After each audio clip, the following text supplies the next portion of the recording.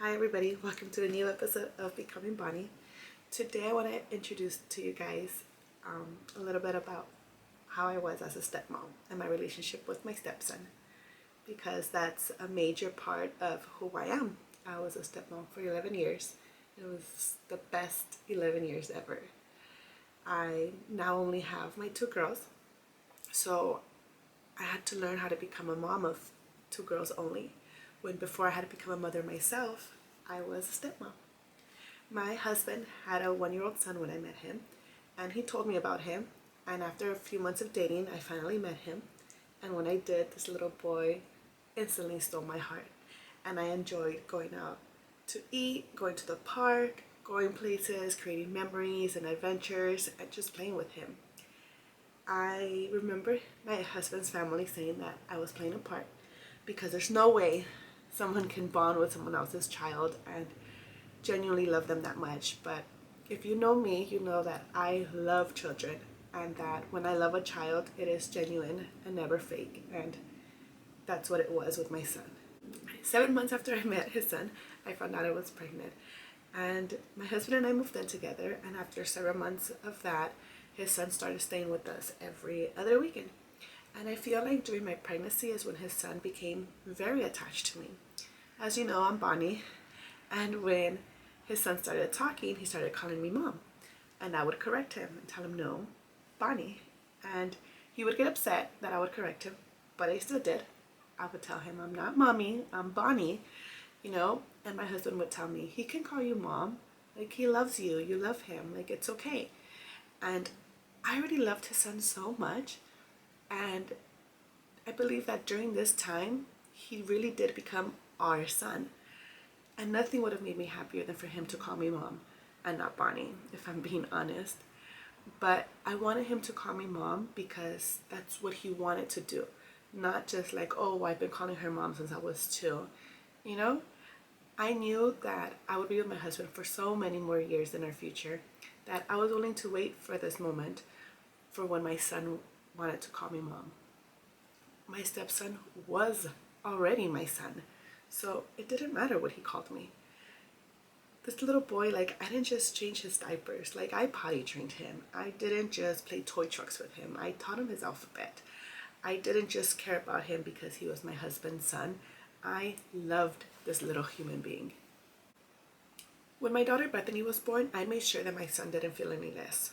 Not just because he was no longer going to be the only child, but because Bethany was going to be my first child. It's not easy to make sure your oldest doesn't feel any neglect. It's something that I had to put a lot of thought into. I had to subconsciously add him into all of Bethany's routines when he was over our house. And he really is the best big brother. I remember she would cry and he would run wherever he was at and grab the bottle, the water bottle, and the formula and run to me and say, Sissy's hungry. So I would have him help me through the bottle. So I would have him help me through the bottle, and he would feed Sissy. He would help me pick all her outfits, and when she was sleeping, even though I was tired, because what new mom isn't, I would play with him and give him the attention that he wanted and that he deserved when he was with us. A few months after I had Bethany, we moved into a house we bought, and I made sure that he had a space to call his own. So he had his own room. Because my husband's family moved in with us, and for space purposes, we used his room, but his bed was in there, even though he didn't sleep in it. All of his toys were in there, his clothes and shoes were in the closet, and we referred to it as his room. I always tried to make sure that he felt part of our family 100%, even though he didn't stay with us every day. I really tried hard to make sure that he didn't feel any less, and I think I did a pretty good job at that. My 2 kids were always my priority, despite any issues the adults had between my husband and I, or my son's mom and I, because it's never just easy. But that is drama for another day. He was my puppy and I was his Bonnie, and I was okay with that. I had birthday parties for him like I did for my daughter. He had a full closet over our house, even though he was only here on the weekends. We never celebrated anything unless he was with us. We would wait to celebrate. And I did all the mom stuff at school, you know, celebrations, events, stuff like that. My family knew him as my son and treated him as such. For that 1 year, my husband and I separated. Our son was 5. And I would only get to see him when I would drop off or pick up Bethany. And he would run to my car to talk to me. And those 5-minute conversations were everything to me. I missed my papi so much. And I remember being told, I told you not to do so much for him. He's not your son. You need to put all your focus on your daughter and just forget about him. Obviously, I couldn't forget about him. He was my son for 4 years, and that's hard to let go of. And I never really spoke about how much it hurt me that he was no longer my son. I just kept all of the emotions in and only spoke about it to a couple of people that I was close to, because I felt like I didn't have a reason to be sad. I let all the comments that people made get in my head. He wasn't my blood, you know, so why would I miss him? But I just didn't want him to feel abandoned by me in any way. And I wanted him to know that I loved him no matter what. A year later, I became pregnant with Charlotte. So here we go again, moving back in together. Something to note is that when I left that year that we were separated, I moved out of our home and he and his family stayed there. So when I moved back into our house, it was a fuller house than when I had left. His siblings had spouses and they had just had babies. So a few months after I moved in, they moved out and my mother-in-law, only my father-in-law stayed. And again, I made sure that my son had his own room. This time, it was only his all the time, and my daughters shared the other room. We quickly fell back into routine and the kids adjusted well to us being a family again. During this time, my son's mom got married. Still, we didn't see eye to eye, but to me, my son was my priority and I always try to put my best foot forward. I became a mom of 3 and I had to learn how to adjust my life with 3 kids, which is chaotic. I tried to make sure they all received the attention they needed, which is so hard, but you know, we made it work. With a lot of work and talking and communicating, my son's mom and I were able to put everything aside and become friendly for the kids. Without getting into so much detail, because that's for another episode, we blended our families. And to say the kids loved it is an understatement. Then something beautiful happened, and I remember it like it was yesterday. I was on the couch playing with the kids, and my son said, "Mommy," and then he goes, "Whoops," he goes, "Bonnie," and you know, we kept playing. And later that afternoon, I spoke to him and I told him, you know, you can call me Bonnie if you want, or you can call me Mommy. And I reassured him that whatever it was that he wanted to call me was okay with me. And I wanted him to call me whatever he was comfortable calling me. And he goes, "I want to call you Mommy." And this little 7-year-old boy had just made me the happiest mom ever. You know, I wasn't just Bonnie to him and mom to my girls. I was finally mommy to my 3 beautiful kids. And let me tell you, I am so glad that 5 years prior I had corrected him from calling me Mommy and making sure he called me Bonnie, because him choosing to call me Mommy meant so much. And I earned that title. He felt loved and safe enough to make the choice to call me Mom. And that is everything. It's a feeling that I really can't even describe. It's not easy being a stepmom.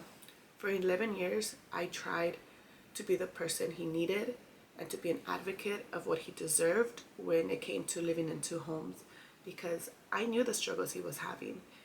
And we would talk about, you know, how I grew up as a stepchild, and he would tell me things that he felt, and I knew a lot of the struggles he was having internally. But besides that, like, it's just so hard to set rules for children that are being parented so differently because they're going back and forth between 2 homes. My son and I had a very close relationship. It really was a son and mom bond. When my husband and I separated 2 years ago, I knew that my relationship with my son would be hurt. I remembered how I didn't get to see him all those years back, how much it hurt because of it. But now my son was older, and I couldn't stay in a marriage for my fear of losing my son, because that wasn't fair to my daughters. I remember having a conversation with my son about the separation, and besides him being heartbroken, he had a lot of questions that were valid for what his life would look like now. He asked if he could still come to my house. He asked would it be dad's weekend, your weekend, mom's weekend.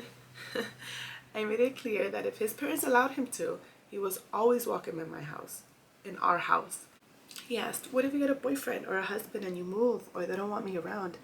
And I told him then they won't be around because I come with 3 kids and you will always have a space in our house. I told him, my love for you is forever. Love doesn't just go away. I don't just love you because I married your dad. I love you because of you.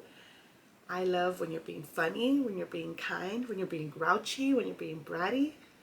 Us moms love everything about our kids, from the good and the grouchy parts. I made sure that he knew that he could always count on me no matter what. Months after his dad moved away, my son was put in a difficult situation of not being allowed to talk to me. When they would come for his sisters, I could see the agony he was dealing with when I would talk to him. So I made the heartbreaking decision to take myself out of the equation. I don't come outside when I know he's in the car. When my daughters FaceTime me and he's there, I no longer say hi or try to talk to him. I don't want him to feel the pressure of being forced not to talk to me.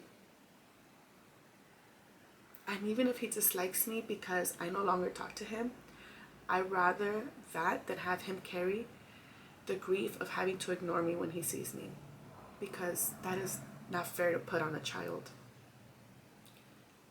I love him so much and I would never want to cause him any more pain in his heart.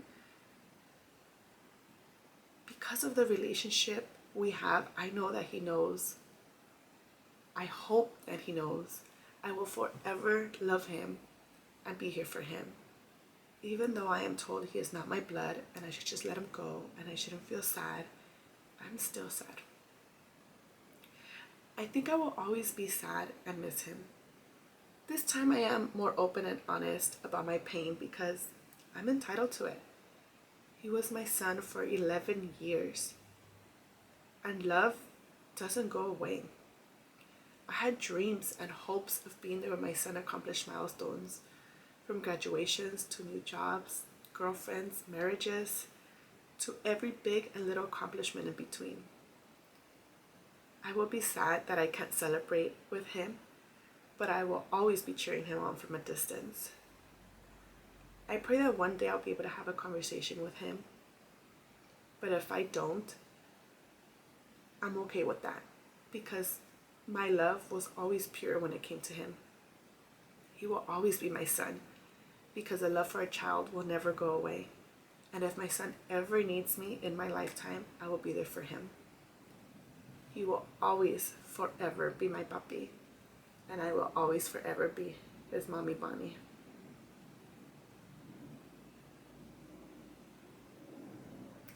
See you guys next week.